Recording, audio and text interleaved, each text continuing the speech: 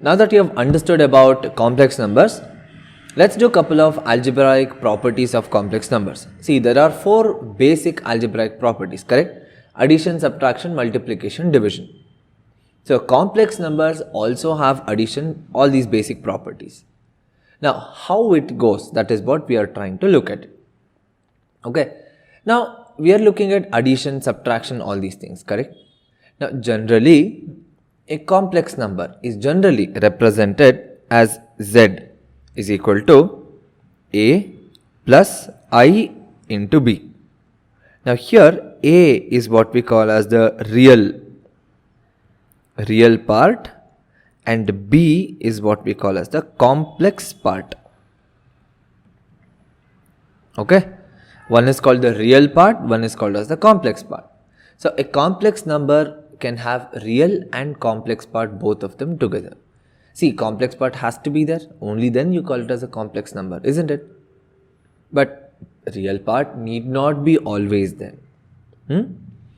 Now taking Z as A plus IB, now what we'll do the properties related to algebraic addition, subtraction, all these things. Fair enough. Let's start with this one now.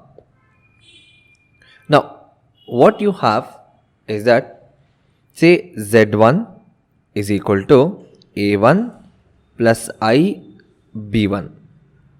Say Z2 is equal to A2 plus I B2. Say these two are complex numbers. Now addition, whenever we talk about the addition or additive property, see in addition, the first one is the closure property. Closure property is what? Suppose if you add two complex numbers, the result should also be a complex number. Correct? This is basically closure property. So here, so in this, the first one is the closure. So when you do Z1 plus Z2, now what we do, you are going to have A1 plus I into B1 plus A2 plus I into B2, which gives you A1 plus A2 plus I into B1 plus B2. Now A1 plus A2 is the real part, B1 plus B2 is the complex part, isn't it? So we can say that Z is equal to some value A plus I into some value B, which is also a complex number. That means the addition, or you can say that complex numbers are closed under addition. There is one property. Now the another one, so after closure what we have, we can take commutative property. So the second one is the commutative property. Commutative you guys already know, and it's very easy to prove also. So that is Z1 plus Z2 is equal to Z2 plus Z1. This is commutative, and guys, it's quite obvious it is true. Okay, so I don't have to prove it again. The third property is the associative property. The next one is associative property. Now in associative, what you have, you're going to have Z1 plus Z2 plus Z3. So you are going to have 3 of them, correct? This value, or again I'll write Z1 plus in the bracket Z2 plus Z3 is equal to Z1 plus Z2 plus Z3. Again, this is also quite obvious that it's going to be the same. So no need of proving this one. It's a very simple one. The next one is the identity. Okay, identity in the sense, see here, what do we mean by additive identity? The complex number plus something should give you the complex number, isn't it?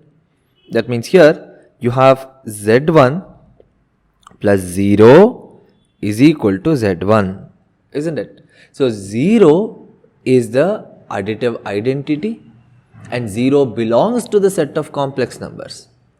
So existence of identity is a very important parameter. Why it is important? Because the next property talks about the additive inverse of a complex number. In the sense, see, when we talk about the inverse, this is the next property. So whenever we talk about inverse, suppose say z1 is equal to a1 plus I into b1. If I am going to add z1 with something, that should give me the additive identity. In the sense, z1 plus some value inverse, we'll call it as inverse, is equal to 0. So the inverse value is going to be minus z1 or minus of a1 plus I into b1. That means z1 is a given complex number and it has an inverse, that is the additive inverse, what we call as minus z1, and this also exists in the set of complex numbers. So this represents that is the minus z1 value represents the additive inverse for a given complex number. So these are all the properties what we have for addition: closure, commutative, associative, and then identity and existence of the additive inverse for the given complex number. Fair enough? Now with all these things, similar type of properties we are going to do in the next video for subtraction, multiplication and division.